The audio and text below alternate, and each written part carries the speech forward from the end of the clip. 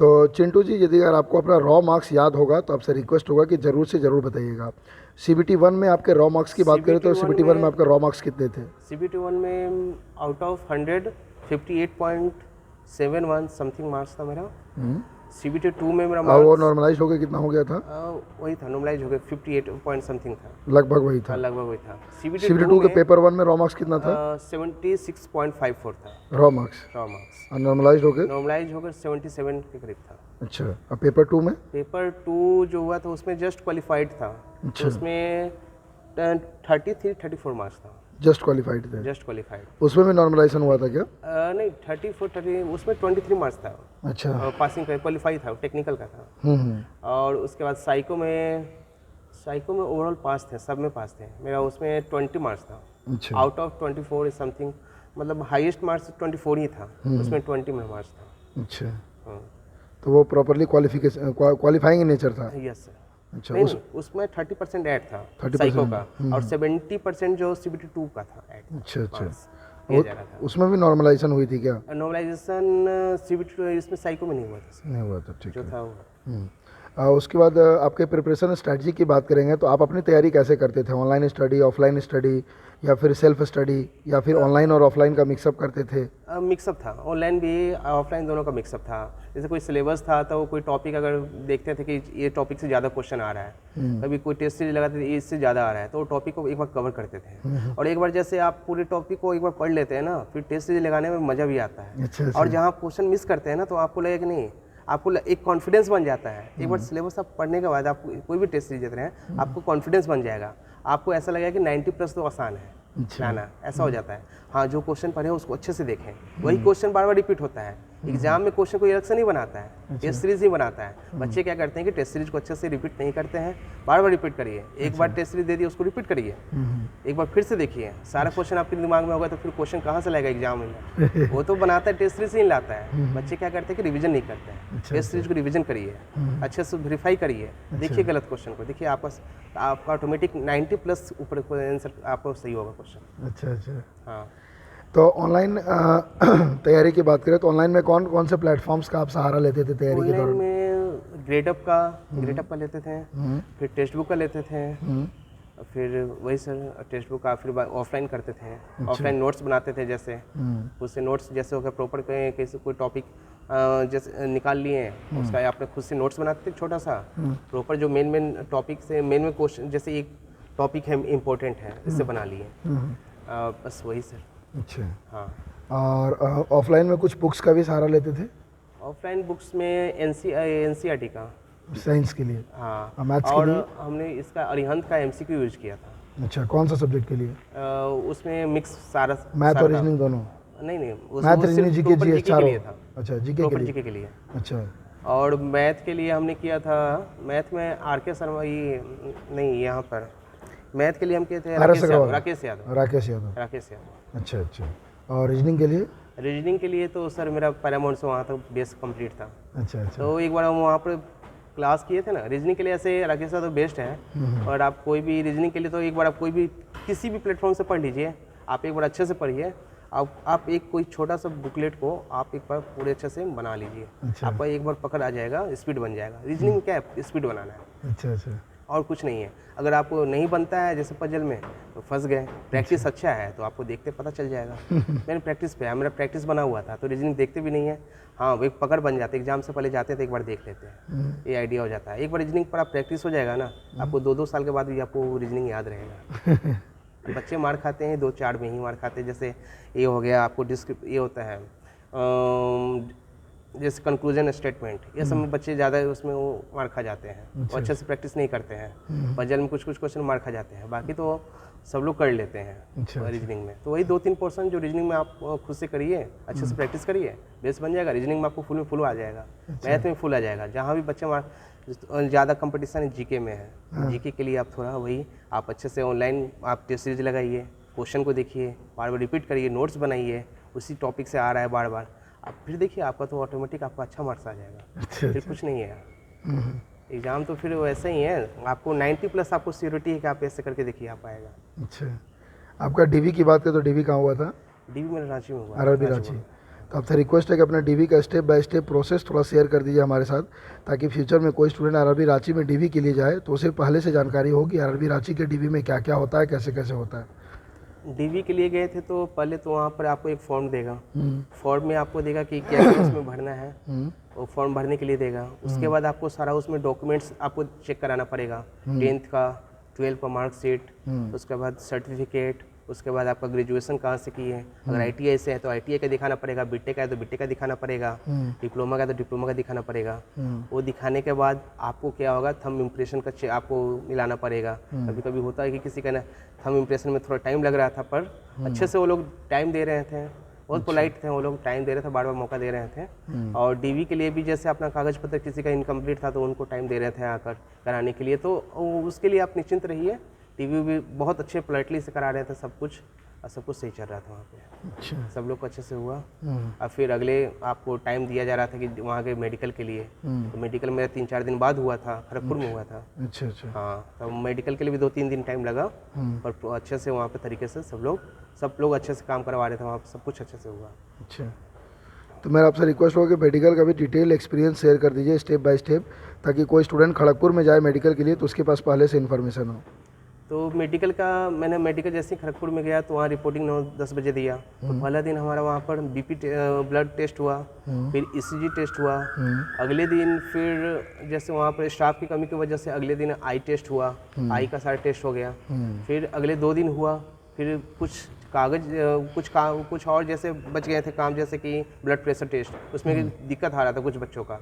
तो उसके लिए क्या कर रहे थे कि अगले दिन शिफ्ट कर दिए थे। तीसरा दिन जाकर हमारा जैसे BP का टेस्ट हुआ, फिर से दिखाया गया, फिर से सही हो गया, फाइनली सब कुछ सही हो गया। अच्छा। जिस बंदों का कुछ हो रहा था प्रॉब्लम, उनको दिया जा रहा था, चांस दिया जा रहा था। ऐसा नहीं है, रिमेडिकल दिया जा रहा था, वहीं पर मौका दिया जा रहा था, वहाँ नहीं होने के बाद फिर रिमेडिकल दिया जा रहा था। अच्छा अच्छा। मतलब ऐसा नहीं है कि एक बार होने के बाद एक बार दूसरा मौका दे रहे थे, 3 बार मौका दे रहे थे।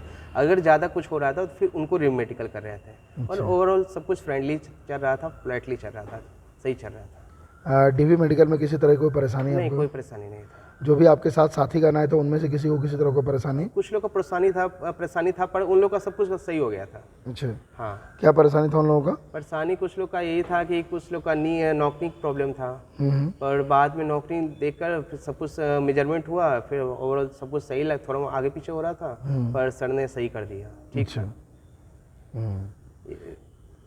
उसके बाद मतलब कि डीबी और मेडिकल में कोई एक एक्स्ट्रा पॉइंट जो कि स्टूडेंट्स को ज़्यादा ध्यान देने की ज़रूरत है, जहाँ पे स्टूडेंट से गलती होने की संभावना थोड़ा ज़्यादा है?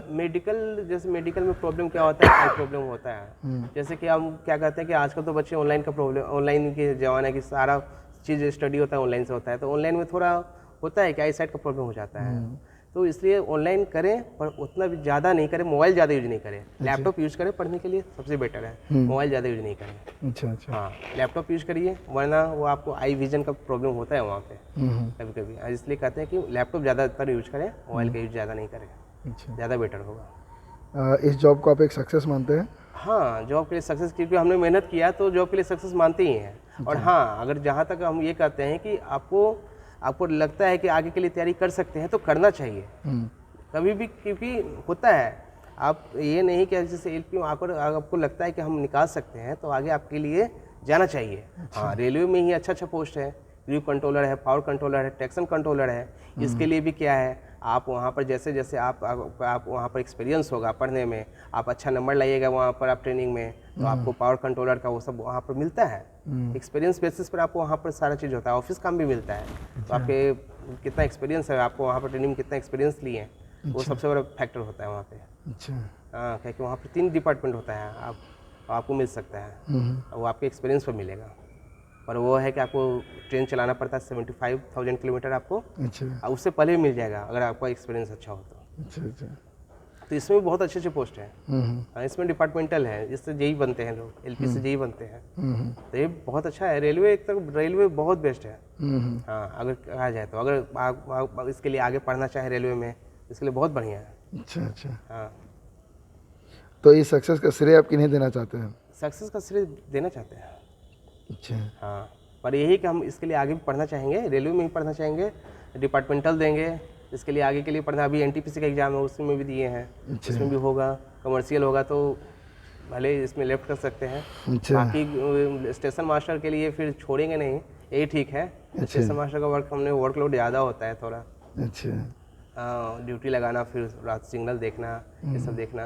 और ये ठीक है, आगे डिपार्टमेंटल होगा, जैसे कि गुडगर्स है, ये है, आगे देते रहेंगे एग्जाम रेलवे का। सही है,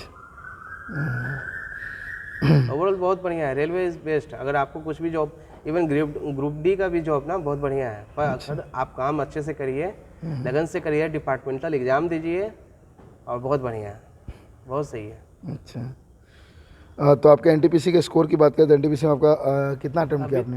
एनटीपीसी में हमने 93 क्वेश्चन अटेम्प्ट किया। Accuracy percent? एक्यूरेसी 85% एक्यूरेट किया आपने। हाँ। अच्छा तो 4-5 क्वेश्चन ऐसा था कि जो क्वेश्चन भी आंसर था। अच्छा अच्छा हाँ, वो थोड़ा होता है, वो क्या, वो प्रॉब्लम क्यों आया कि सेंटर बहुत दूर दे दिया था कानपुर, अच्छा इसी वजह से। आप कानपुर से भी आउटसाइड में था, अच्छा अच्छा इसलिए थोड़ा फर्क पड़ता है अच्छा मेंटली का। इफिशियंसी पे। हाँ, क्वेश्चन में ये आंसर था, ऐसा था कुछ क्वेश्चन में, वही थोड़ा पड़ता है। हाँ। बाकी ओवरऑल क्वेश्चन आसान था, ठीक था। इस पूरे रिक्रूटमेंट प्रोसेस में कोई एक ब्यूटीफुल मोमेंट आपका? हाँ, ब्यूटीफुल मोमेंट ये हुआ था कि जब वो रांची बोर्ड से मेडिकल हुआ तो फिर घर वाले को बताएं, वो लोग भी बहुत खुश हुए कि चलो कम से कम घर का एक लड़का सरकारी जॉब में हुआ। बहुत आनंद, मुझे भी अच्छा लगा कि चलो कम से कम घर में एक सरकारी ना फिर से हुआ, एक लड़का हुआ। अच्छा ऐसे फादर मेरे गवर्नमेंट जॉब में ही है, अच्छा अच्छा लेकिन लगने के बाद बहुत अच्छा लगता, फैमिली को अच्छा लगा, मुझे भी अच्छा लगा। हाँ, ये कोई एक स्ट्रगलिंग मोमेंट जिस दौरान आप बहुत ज़्यादा स्ट्रगल कर रहे थे? स्ट्रगलिंग मोमेंट था जब, हाँ, जब हमने बीटेक किया, फिर हमें लगा कि किस लाइन में जाना है। उस टाइम हम लोग उस टाइम लगा एसएससी के लिए हम गए थे। फिर एसएससी में फिर देखे कि रेलवे का आया था, इतना सारा वैकेंसी था, फिर रेलवे भरे। उस टाइम हमें थोड़ा स्ट्रगलिंग लगा कि एसएससी छोड़ें, एसएससी करें, ये करें वो करें। फिर उस समय एसएससी में इंग्लिश एक्स्ट्रा रहता है, अच्छा इसलिए वहाँ पर हमें एसएससी को थोड़ा क्विट करना पड़ा। फिर रेलवे के लिए, फिर प्रॉपर रेलवे के लिए तैयारी करना पड़ा। वहाँ पर थोड़ा हमको डिसीजन लेने में स्ट्रगलिंग था, पर फाइनली हमने अच्छा से वो इसके लिए रेलवे चुना, और प्रॉपर अभी सक्सेस है। अच्छा हाँ, हमारे कोई सब चीज़, अगर आप कोई चीज़ को चुन रहे हैं ना, तो उसी चीज़ को चुनिए और एक अच्छे तरीके से तैयारी करिए, आपको आराम से वहाँ पर सफल मिलेगा। हमारे सब्सक्राइबर्स के लिए कोई एक फाइनल मैसेज? सब्सक्राइबर के लिए फाइनल मैसेज ये है कि आप लोग भी मन से तैयारी करिए। इवन कोई भी एग्ज़ाम छोटा बड़ा नहीं होता है, कॉन्फिडेंस लाएगा आपको। इवन ग्रुप डी क्या, एमटीएस भी एग्ज़ाम दीजिए। आप भले कितने भी, आप कुछ का भी तैयारी करें, आप एमटीएस लीजिए, एग्ज़ाम निकालिए, आप छोड़ दीजिए, आपके अंदर कॉन्फिडेंस बिल्डअप होगा। एक एग्ज़ाम निकालने के बाद कॉन्फिडेंस बिल्डअप होता है। इवन ग्रुप डी आप निकालिए, आप निकाल के दिखाइए, आपके अंदर कॉन्फिडेंस होगा। आप छोड़ दीजिए, उसके आगे ले जाइए, और आप निकालिए तो सही, इससे आपका कॉन्फिडेंस बिल्डअप होगा। कोई भी एग्ज़ाम छोटा बड़ा नहीं होता है, वो आपके कॉन्फिडेंस को बिल्डअप करता है। इसलिए आप हर एग्ज़ाम दीजिए, हर फॉर्म भरिए, आप निकालिए, उसके बाद अगले एग्ज़ाम निकालिए। पर ये तो है कि आप निकाल रहे हैं पेपर, आप फैमिली वाले को दिखाइए कि हाँ हम पेपर निकाल रहे हैं, फैमिली वाले को कॉन्फिडेंस दीजिए, अपने आप के अंदर लाइए कॉन्फिडेंस। इसलिए पेपर सारा दीजिए, इससे आपका अंदर कॉन्फिडेंस बनेगा, आपका प्रिपरेशन पता चलेगा कि हम कहाँ पर हैं। क्योंकि पार्टिकुलर एक एग्ज़ाम पर आप नहीं ना फोकस कर सकते हैं, बिल्कुल। इसलिए आप सारा एग्ज़ाम दीजिए, कॉन्फिडेंस लाइए, पेपर निकलेगा, इसलिए आप आगे जा सकते हैं। चलिए बहुत बहुत धन्यवाद हमारे साथ जुड़ने के लिए। एंड पूरा उमंग स्टडी परिवार की तरफ से आपको ढेर सारी बधाइयाँ, साथ ही ढेर सारी शुभकामनाएं, क्योंकि आपके ऊपर अब रिस्पॉन्सिबिलिटी भी बड़ी है। तो आशा करते हैं पूरी ईमानदारी के साथ भारतीय रेल की सेवा करेंगे, जैसे कि हमारा भारतीय रेल भी तरक्की करे और हमारा देश भी तरक्की करे, क्योंकि भारतीय रेल हमारे देश का एक बहुत ही इंपॉर्टेंट पिलर है। ओके फ्रेंड्स, तो इस सेशन को यहीं पे रखते हैं। सेशन कैसा लगा कमेंट करके ज़रूर बताइएगा। जय हिंद, जय भारत।